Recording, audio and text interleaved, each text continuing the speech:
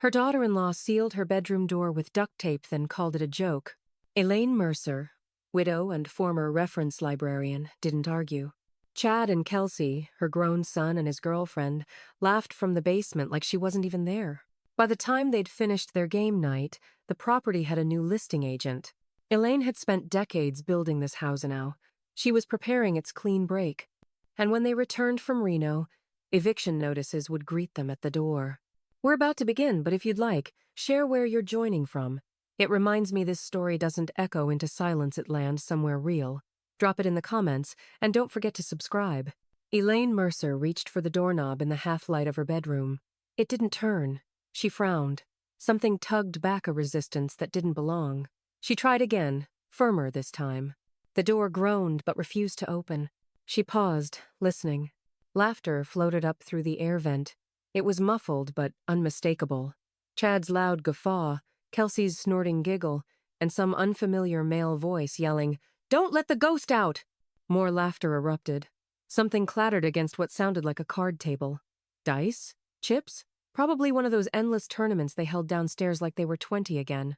Elaine pressed her palm flat against the door and leaned close. That's when she saw it. Gray strips of duct tape. 4 thick ones stretched horizontal across the frame, sealing the edges tight. One near the handle, one just above the latch, another at knee height, one across the top. Her hand stayed there longer than it needed to. Cool, still. Then she stepped back. No anger. Not yet. She retrieved her small letter opener from the nightstand drawer. The one with the oak handle her husband bought her on their trip to Asheville in '92. She slid it under the corner of the tape and began to peel slowly, methodically, so it wouldn't tear the paint. She didn't make it halfway before voices passed the bottom of the stairs. "She's probably asleep," Kelsey whispered, then louder. "We thought she'd be better as background." A flush crept up Elaine's neck, not from shame but heat, the kind that starts deep in the chest and rises without permission. She pressed her lips together until they whitened. Then she took a step back, carefully set the peeled tape on her dresser like evidence, and walked to the corner of the room. She picked up her phone, took 4 photos, the tape across the door, the warped reflection in the brass knob, a close-up of the brand name, one wide shot with her slippers in frame for scale. Click, click, click, click. The laughter downstairs thinned into ambient noise. Plates scraped. Ice clinked. Someone cheered. Then, nothing but the hum of the fridge and a faint echo of a game timer. Elaine sat on the edge of the bed. She didn't touch her tea, didn't cry, just listened to the sounds of her own breathing. A soft slide, like paper on wood, pulled her gaze to the crack beneath the door.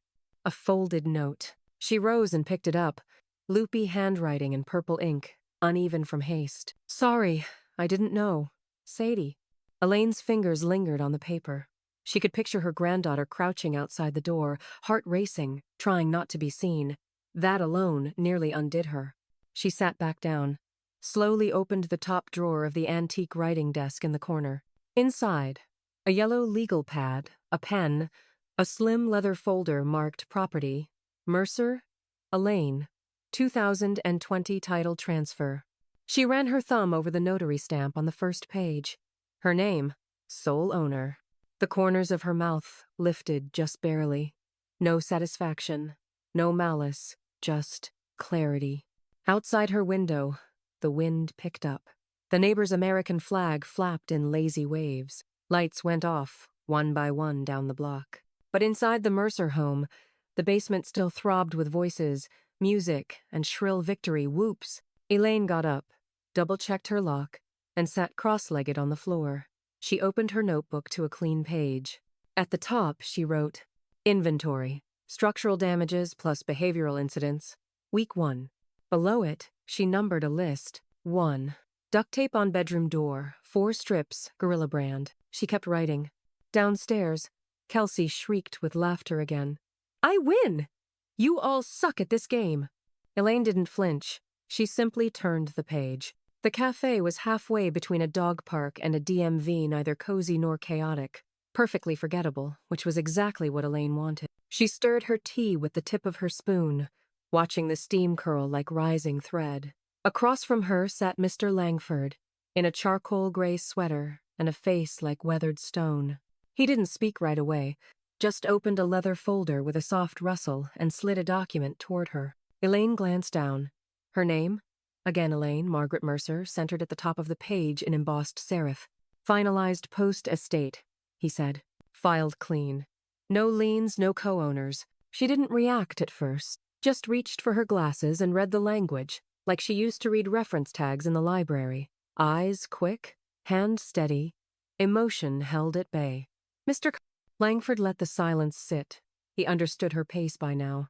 And I could sell, she said eventually, voice low, without notifying them.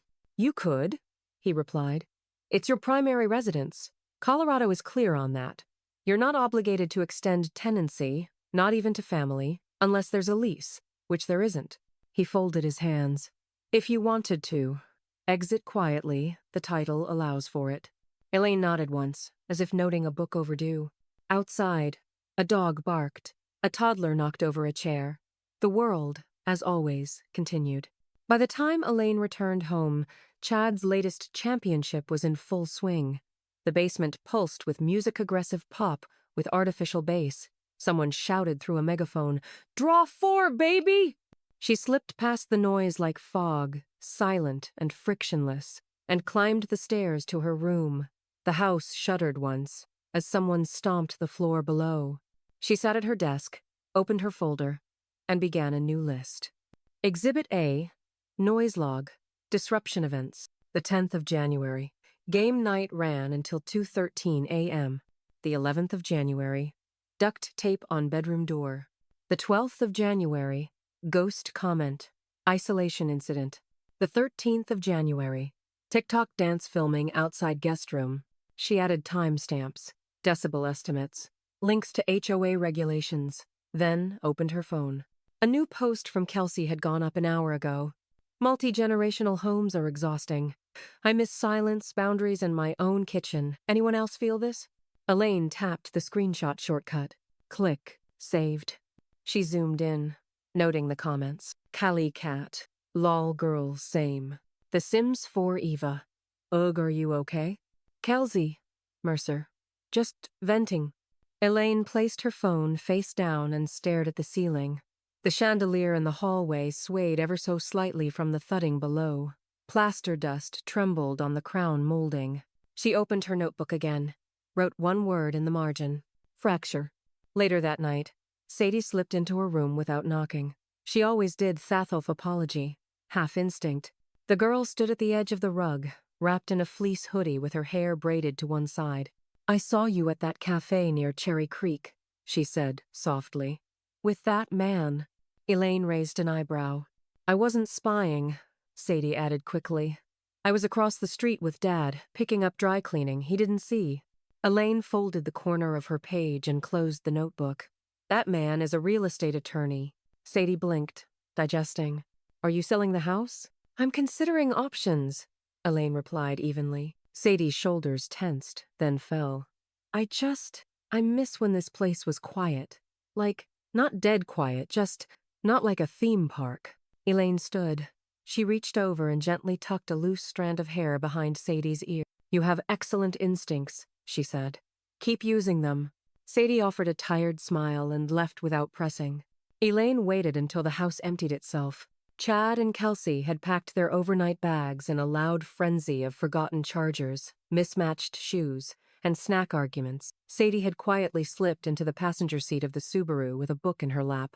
Chad shouted something to Kelsey about finishing in the top 100 this time, and then the engine sputtered twice before backing out of the driveway. The silence afterward was almost too clean, artificial, like someone had vacuumed the noise out of the air. Elaine stood at the upstairs window, watching until the car disappeared around the corner. Then she moved. First, photos. She worked quickly, precisely. Hallways first. Then the kitchen. She wiped down the counter, replaced the paper towel roll, and nudged a vase of fresh carnations into the frame. Living room next. She tugged the throw blanket tighter around the couch, adjusted the lighting with the sheer curtains, and stepped back. Click, click. She opened the fridge just enough to reveal the absurdity. 5 shelves of energy drinks, condiments, and Kelsey's labeled smoothie containers. Click. Then down to the basement. It reeked faintly of sweat, plastic dice, and takeout. The clutter had metastasized boxes of half-open board games, beanbags with deep body dents, a dry erase scoreboard covered in nonsense. Elaine stood at the threshold, one foot on the bottom step, and took 3 photos, one with flash, one without. One close-up of a Red Bull can balanced on the corner of a Monopoly board. She turned on her heel and went back upstairs. By noon, Marla had arrived, a scarf around her head and a canvas tote swinging from her wrist like a pendulum of purpose. "You ready to stage a low-key revolution?" she asked. Elaine nodded. "Just light rearranging. Light is relative." Together, they transformed the living room and patio into something other than a dorm lounge. Marla swapped out the Pratters, novelty mugs for classic stoneware. Elaine placed a copy of A Tree Grows in Brooklyn on the coffee table with a handwritten sticky note. "My late husband's favorite." They cleared the back patio of tangled lights and board game crates. Marla strung up soft bulbs, wiped down the outdoor table, and added a bowl of lemons for color. At 3:12 p.m., Elaine sat at her desk, opened her laptop, and clicked Submit on the property listing. The address was listed under Sandstone Pines Trust. No mention of Elaine Mercer. No owner photo. Just a beautifully ambiguous line. Quiet, structurally sound home with recent updates and flexible closing timeline. That evening, Chad leaned against the fridge, sipping a protein shake. "Hey, just a heads up, we're doing the big overnight tournament next weekend. Couple guys are flying in from Reno." Elaine turned from the sink, drying her hands. "Sounds fun."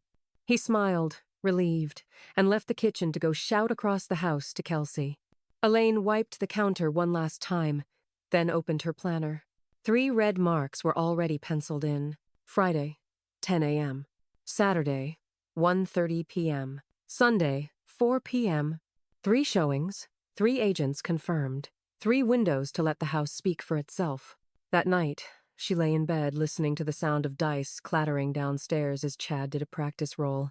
Kelsey shrieked with laughter at some TikTok audio, but it didn't cut this Temenaw through the growing sense of space between her and them. She pulled the blanket tighter and reached over to the dresser drawer. Inside was the Olympus tape recorder.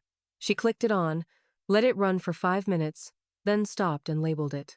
Tape 3, basement, pre-sale atmosphere. She placed it beside the others.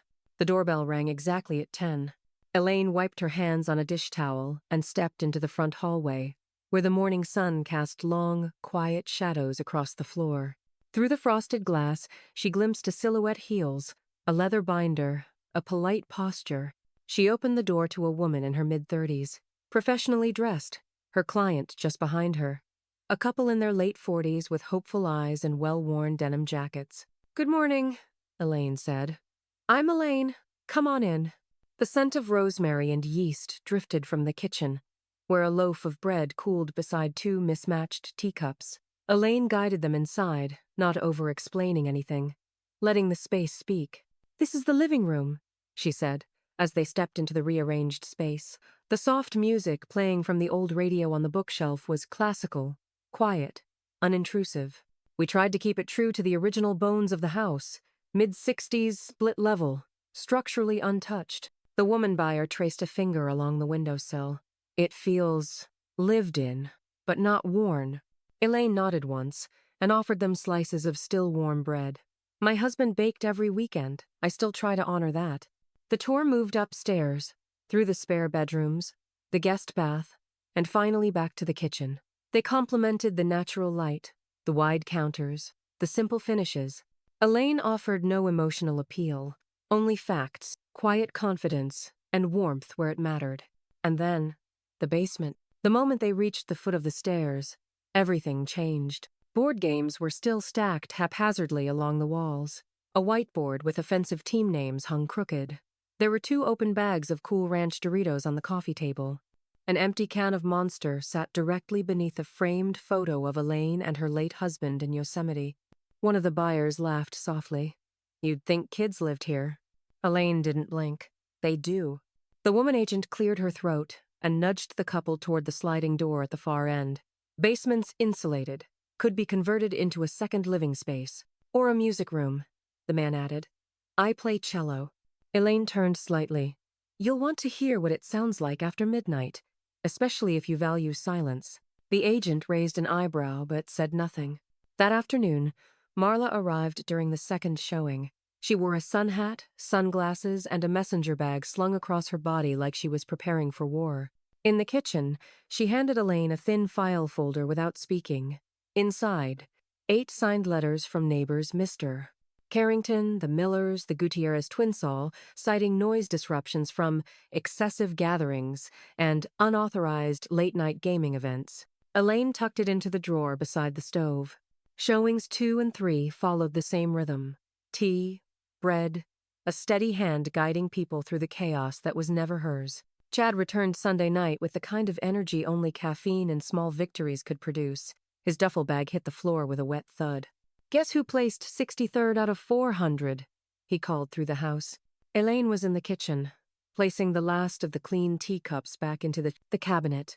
She didn't answer. He rounded the corner and opened the fridge. "Did you move my smoothie containers?" Elaine turned. "I shifted them to the bottom shelf." "Just ask next time," he muttered, closing the door harder than necessary. And then he saw it. A glossy business card pinned to the fridge, with a magnet shaped like a crossword puzzle square. Sandstone Pines Realty. Private Client Services. Discretion is our specialty. Chad plucked the card off the fridge and turned it over in his fingers. "What is this?" Elaine looked up, calm as ever. "Oh, I must have forgotten to toss that." He stared at her, something new settling behind his eyes. A pause that hung in the air like a knife waiting to be thrown. "You having strangers in here while we're gone?" Elaine didn't answer right away, just dried her hands and folded the towel. "You know what they say," she replied finally, voice cool. "Silence makes a house feel bigger." The cafe wasn't busy that morning. Elaine preferred it that way, just the low murmur of espresso hissing and quiet indie music with lyrics no one could hear. She sat at the same corner table, back to the wall, folder open like it was any other errand. Mr. Langford wore his usual charcoal sweater, his silver watch glinting as he slid the contract across the table.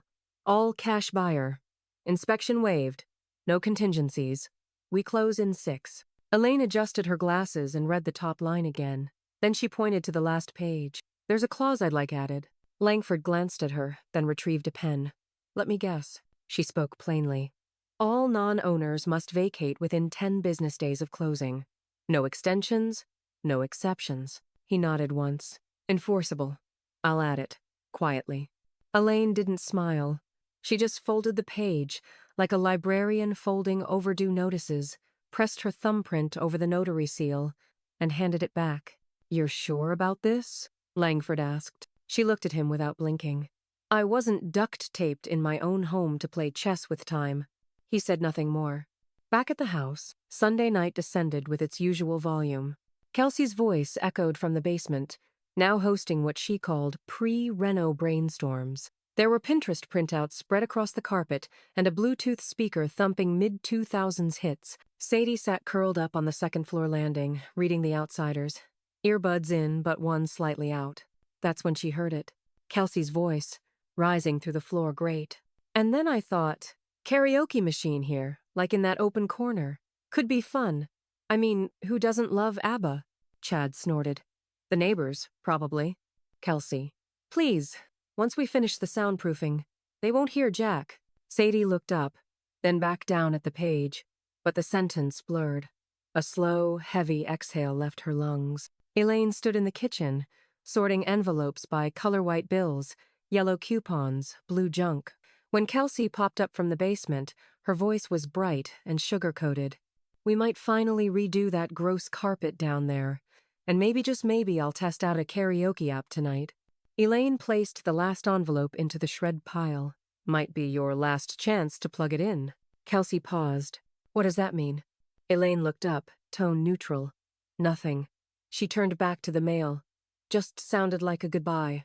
Kelsey laughed, like a wine glass cracking at the base. "You're bluffing. I've lived here rent-free for 18 months. You'd have kicked us out already if you had the guts." Elaine didn't respond.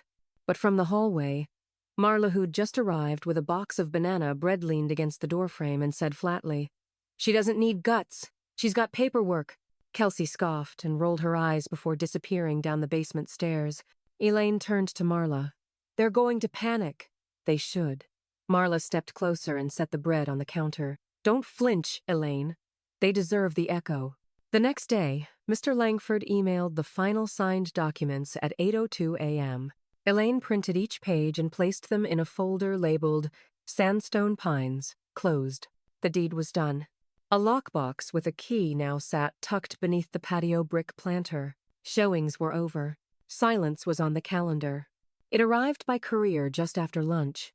A white envelope, thick stock, hand-delivered. Chad opened the door in pajama pants and a Star Wars hoodie.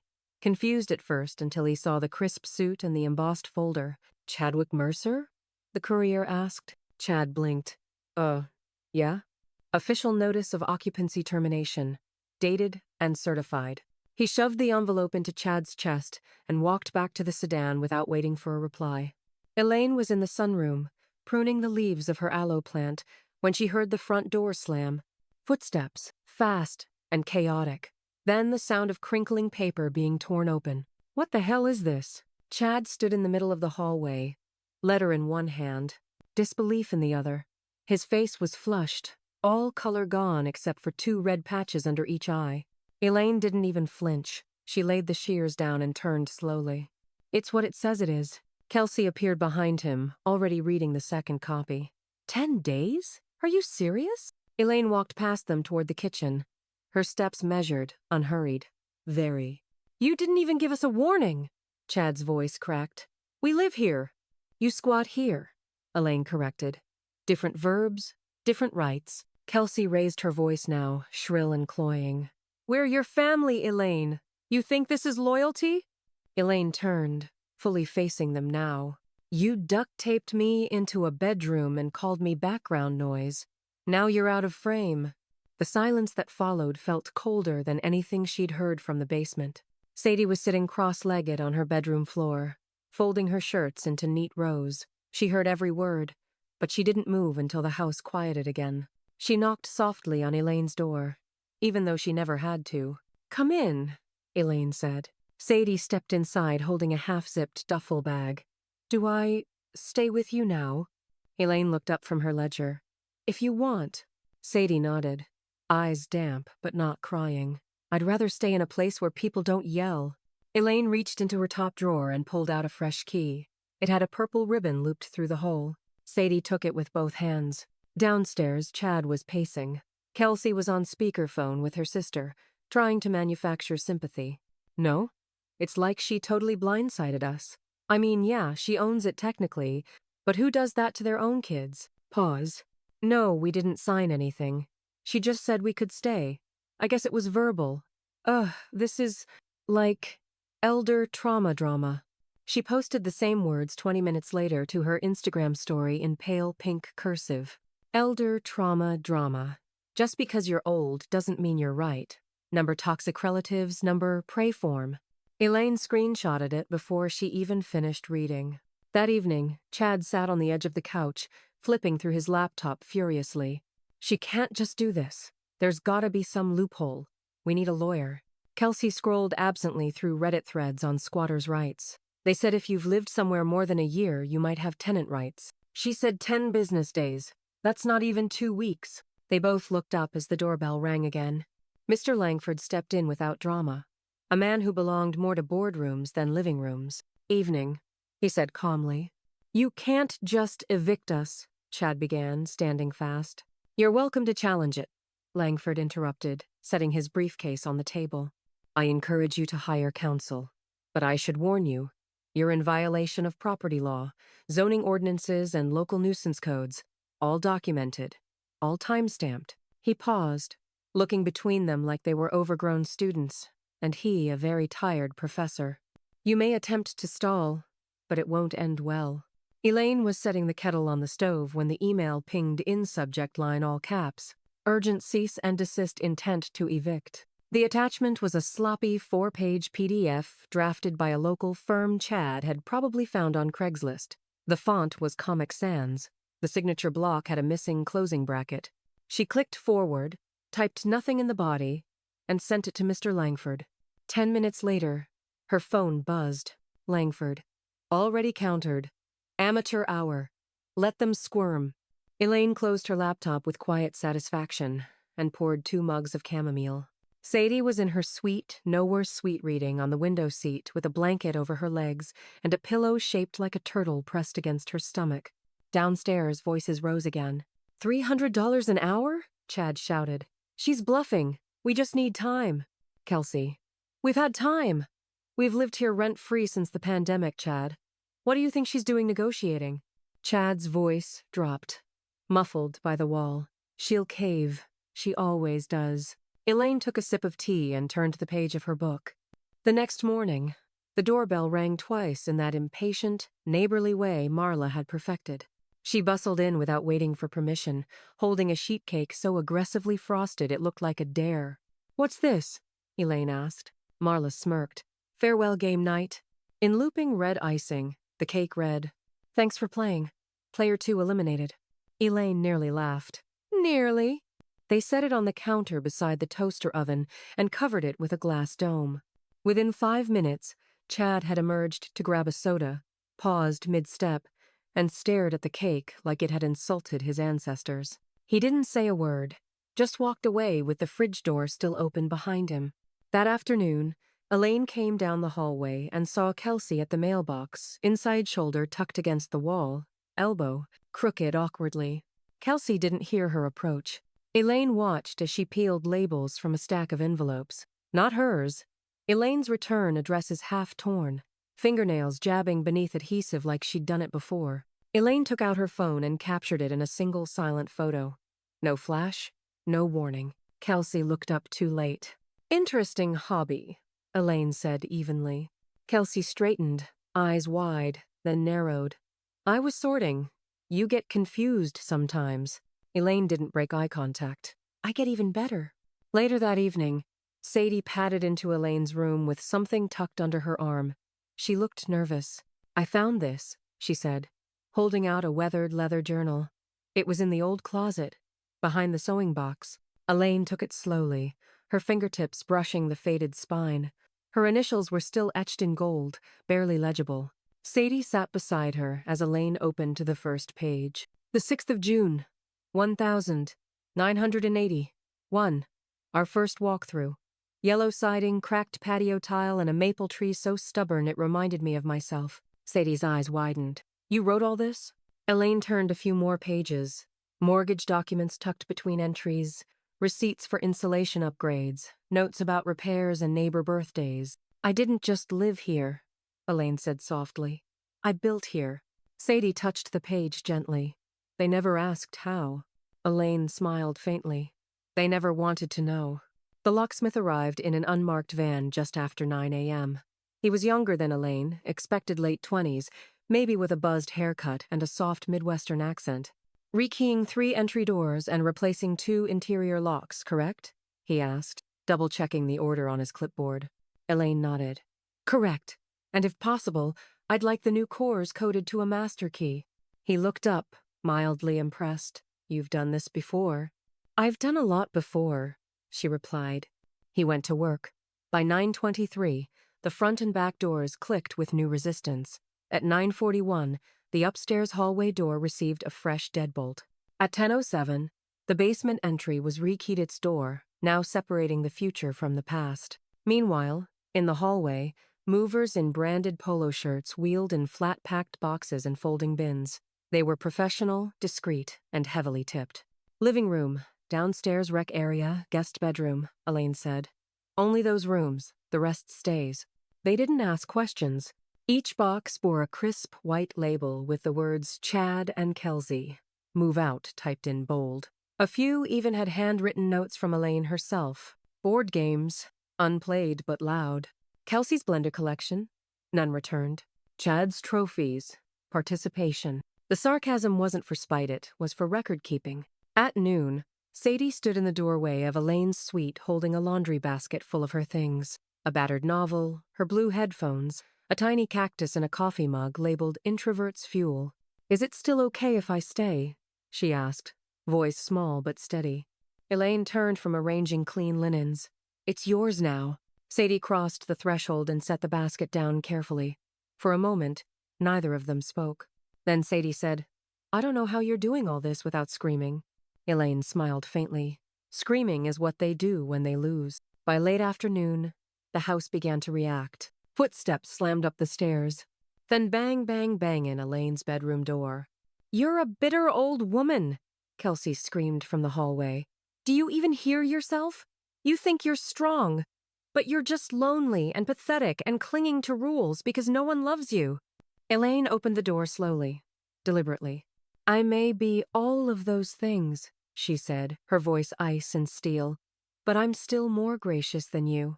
Kelsey blinked like she'd been slapped. Her mouth opened, closed. Then she stormed off, muttering obscenities that bounced off the now soundproofed hallway walls. An hour later, Marla arrived. She carried a fresh set of storage boxes tied with string, each with a post-it on top. This time, the handwriting was unmistakably gleeful. Game over. Player 1 eliminated. Player 2 respawning in Mom's basement. Loot crate. Unclaimed emotional maturity. Elaine stacked them beside the others like trophies made of cardboard. They still think you'll flinch, Marla said, wiping her hands on her scarf. Elaine gestured to the basement door. They're in denial.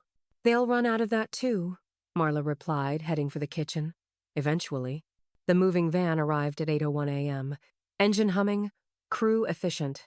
They wore neutral polos with crisp logos, and not one of them asked who was staying and who was going. Elaine stood on the porch in a gray cardigan, clipboard in hand. A to-do list was clipped beneath a moving manifest and a highlighted item log. Each room had its own tag. Nothing was up for discussion. She didn't raise her voice. She didn't smile. She simply pointed downstairs. Guest room, storage binson, they obeyed.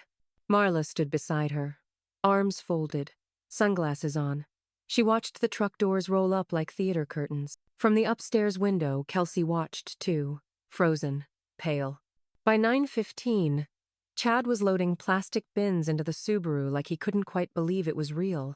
A stack of board games tumbled sideways in the back seat settlers. Monsters, dice rolling around like marbles in a lunch tray. You can't just make this your victory lap, he muttered as he passed Elaine on the walkway. We were family. Elaine didn't even look at him. That was before the tape. It landed with the weight of final judgment. Chad's jaw clenched, but he didn't respond. There was no comeback anymore. Neighbors lingered on their lawns, pretending to trim hedges, walking dogs they'd already walked that morning. Phones out not filming, but close enough. Kelsey emerged last, red-eyed, makeup blurred, dragging a roller suitcase behind her. She paused at the end of the driveway, stared at the house like it had betrayed her personally. Then, in a sudden burst, she turned and threw her key down the walkway. It skittered across the concrete, stopping just shy of Elaine's feet.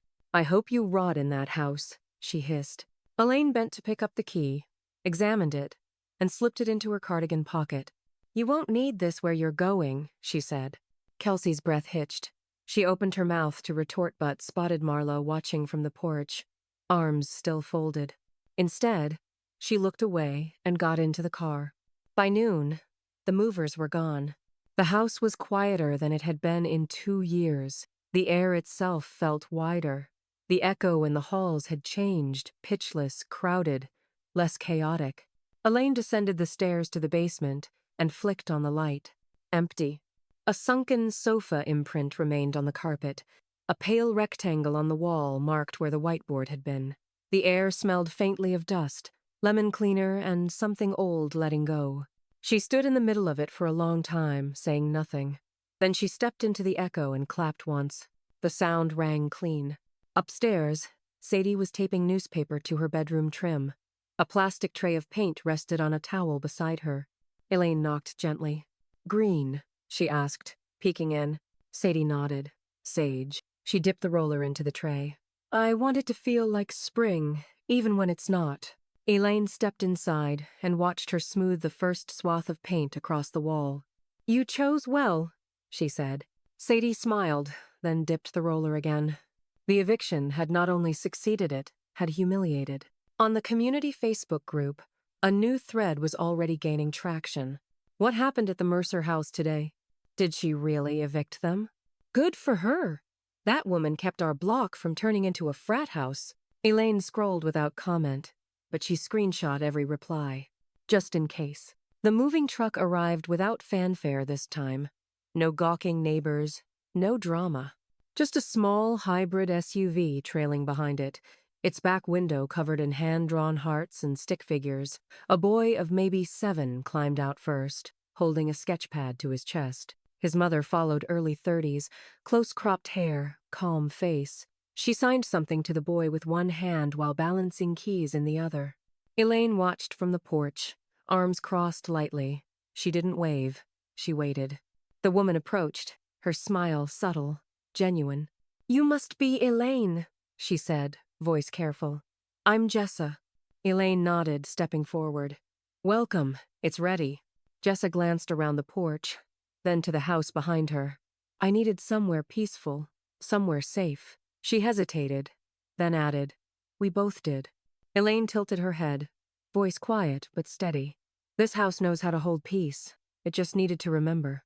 Jessa nodded, and they shook hands, no extra words, no explanation needed. Inside, the guest room had changed. Elaine had spent the morning making quiet edits. The lace curtains had been swapped for soft linen ones. A low bookshelf now lined the west wall, filled with classics, poetry, and illustrated field guides. Beside it, a basket of folded throws and a small tray of tactile puzzles for the boy, placed intentionally at eye level. On the dresser, a square wooden frame holding a photo of the backyard in spring. Elaine and her husband sat on the porch swing, coffee mugs in hand, light pouring through the trees. It wasn't just a guest room anymore. It was an offering. That evening, Sadie curled up on the couch beside Elaine, both of them sipping hot cocoa while the new family unpacked boxes down the hall. "They seem good," Sadie said, tucking her legs under her. "They are." Sadie looked around. No voices shouted. No footsteps rattled the ceiling. Just soft music playing from a speaker in the corner, and the murmur of cardboard being folded. "It already feels like home," she said. Elaine reached over and squeezed her hand. "That's because it is." Later, alone in her study, Elaine opened her email and saw it. Subject, "Can we talk? Chad Mercer." She didn't open it, didn't pause, just dragged it to the trash. The digital sound of finality was quiet, satisfying. Curious, she opened her browser and pulled up Kelsey's Instagram. Blank. Every story archived, feed wiped. No captions, no hashtags, no curated sarcasm. Elaine stared at the white space where personality used to live. Sometimes silence wasn't strength, it was the sound of unraveling. As dusk fell, the new boy padded into the living room holding his sketchpad. He pointed to the wall near the bookshelf and looked up at Elaine. Jessa translated from the hallway. "He wants to know if it's okay to draw something there. Just in pencil." Elaine crossed to him, crouched down, and smiled. "Make it yours." The lawyer's office was smaller than Elaine remembered. Cozy now, instead of clinical. Maybe it was the light. Maybe it was her. Mr. Langford sat across from her, reading glasses low on his nose. The corners of his mouth turned in that faint, almost smile he reserved for real work. "The house will pass to Sadie under your revised will," he said, tapping the new page. "With 2 conditions, no co-signers and no subletting. That right?" Elaine nodded. "If she wants to share it, it should be a choiseneau, a rescue." Langford nodded and made the final notation. "Clear, tight, enforceable." He slid the pen across the desk. Elaine signed her name with the same careful loop she'd used on library cards for decades. No hesitation. At home, the binder was already half full. A weathered 3-ring with reinforced corners. It lay open on the dining table beside a stack of manila folders, loose Polaroids, and Sadie's colored pencils. Inside, a letter to Sadie on the first page typed, but signed by hand. A copy of the original mortgage. An annotated floor plan of the house. Clippings from the local paper about their block in the 80s. Notes on which wall outlets sparked and which faucets liked to whine. The second section was harder, titled Values plus Storylines. Elaine filled it with journal pages, some photocopied, some original. Stories about how she and her husband had chosen the paint color in the sunroom. The neighbor who used to play jazz on the porch. The spring Marla had planted daffodils in secret, only to pretend they'd been a gift from the bees. Each page was labeled and date-stamped, But not just for posterity for protection. This wasn't nostalgia. It was record-keeping. Marla arrived with her portable scanner slung over one shoulder and a thermos of chicory coffee. "I brought power strips and salted cashews," she said, setting them down like sacred offerings. "We're going to digitize like it's 1999. Elaine rolled her eyes, but smiled. "Let's get to work." They scanned for hours, laughed softly, listened to old Glenn Miller CDs, argued about whether to include a certain HOA warning letter from 2003. By dusk, the binder had gained 2 pounds and a new label pressed onto the spine in Marla's shaky but proud handwriting. The Mercer file. Not lost, not loud, just ours. Upstairs, Sadie had started her own section. Drawings of the house in all 4 seasons. A hand-scrawled page titled, "Rules for When I'm the Grown." Up. A letter folded carefully in 3, addressed to the person who opens this binder in 2060. Elaine found it open one morning, pages fluttering like small flags. She didn't ask. She just added a new page in her own section. One line, centered in clean, sharp ink. "They got the house. We got the home." Later that week, Elaine stood at the curb with a wrench in one hand and a brass mailbox plaque in the other. The old one had read Mercer nothing else, just a name. Now, she unscrewed it, dusted off the screws, and replaced it with a new one. Mercer rewritten. The final bolt clicked into place. Marla watched from the porch, arms folded against the cool air. "That's not a sign," she said. "That's a signature." Elaine smiled. "It's a beginning." The table stretched longer than it needed to. Leaf extensions locked in place like arms wide open. Elaine had pressed the linens the night before, cream-colored, edged in a faded floral print, Sadie said. Felt like a page out of a grandma mystery novel. She meant it as a compliment. The dishes were mismatched but intentional. Elaine had chosen them that way. One from her wedding set, one from the thrift store, one painted by Sadie in 6th grade with the word Ben's in bold red letters across the center. It was a Thursday evening, calm and golden, and the house felt like it was breathing evenly for the first time in years. The basement, now converted, had undergone a soft transformation. Beanbags gone, fluorescents swapped for warm sconces, bookcases lined the walls, not alphabetized, but organized by whim. A small area rug anchored the center where a low coffee table sat, bearing a stack of poetry anthologies and a bowl of clementines. Elaine had left one of her husband's flannel shirts folded neatly over the arm of the reading chair. A silent kind of attendance. Guests arrived slowly, Mr. Carrington from next door, the Millers with a bottle of sparkling cider, the Gutierrez twins from across the cul-de-sac. Marla was last, of course, in a denim jacket layered over a wool poncho, her earrings mismatched and unapologetic. Sadie greeted each guest at the door, barefoot but composed, like she'd been rehearsing hospitality in her head all week. She carried a clipboard with seating notes and a pencil behind her ear, which no one pointed out but everyone noticed. Elaine stood at the kitchen pass-through, steady as a conductor. "Take coats, offer cider, ignore compliments," she whispered to herself. The room filled light conversation, laughter in polite bursts, forks clinking gently against ceramic. Nothing loud, nothing sharp. After the roast chicken and roasted carrots had been cleared, Sadie stood near the head of the table holding a folded piece of paper. The room quieted instinctively. Marla adjusted her scarf. "Mr. Carrington leaned in. "I wrote a poem," Sadie said. "It's short." She unfolded the paper, hands only barely shaking. "It used to echo in here, not just the house, but me.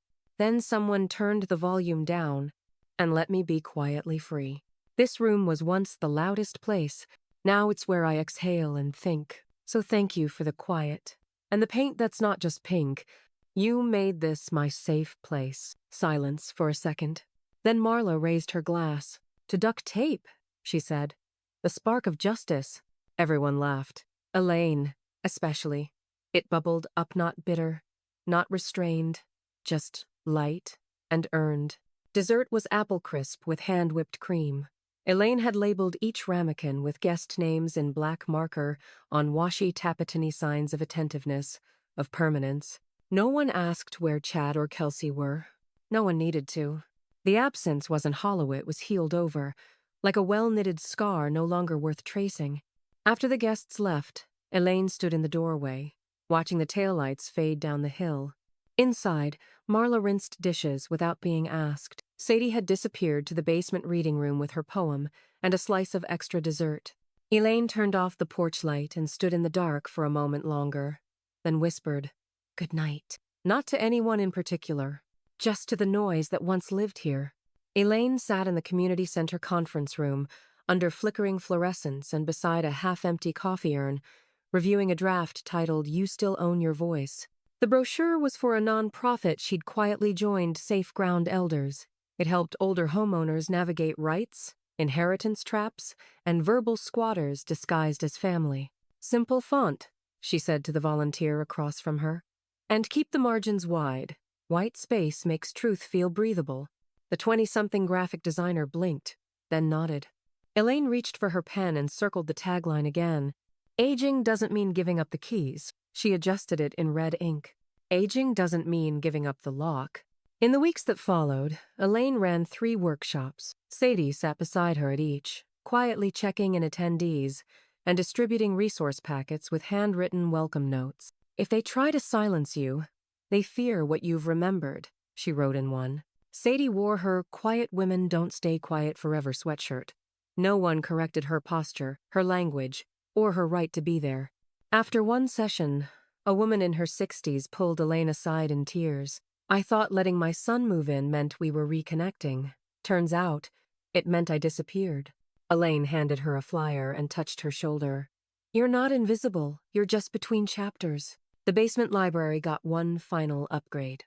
A contractor installed soundproof paneling along the main wall, thick, textured, and meant to absorb even the most persistent chaos. Elaine chose the panels herself. No logos, no nonsense, just insulation and intention. When it was finished, she stood back, eyes narrowed. "I want something that says this isn't just mine," she told Marla. "It's a boundary and a bridge." Marla grinned. The next day, she arrived with drop cloths, a box of chalk outlines, and 3 jars of paint-warm ochre, stubborn indigo, and a green that looked like sage in rain. By the following weekend, the mural was complete.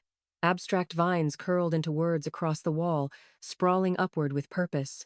"Reclaim, rewrite, remain." Sadie stood in the doorway, hands clasped behind her back. "You made this look like memory, and Armor had a baby." Elaine chuckled. "That's exactly what I was going for." Meanwhile, word traveled. Chad had been spotted at the county office asking about transitional housing waitlists. Kelsey was working the cash register at a neon-lit arcade off I-25, yelling over beeping machines and preteens with unlimited tokens. They'd couch-surfed too long, burned through favors, ghosted by people who used to double-tap their filtered lives. One neighbor whispered, "I heard they're living in his old Corolla now." Another, "They should have been nicer to Elaine. That woman's got steel in her bones." Elaine didn't gloat. She simply carried on teaching, planting new perennials, maintaining a house that no longer punished her for existing in it. The postman started calling her Miss Mercer, the matriarch. Sadie beamed every time he did. The fall was complete, but it didn't look like vengeance, it looked like gravity. Chad and Kelsey were gone, displaced and ghost-like. Elaine, meanwhile, was a guest speaker at a senior advocacy breakfast. Her topic? The duct tape was never about the door. She stood before the podium, calm and unflinching. When people decide your background, they stop imagining you have an exit, or a plan, or a key. But silence isn't surrender. It's the staging ground for reclamation.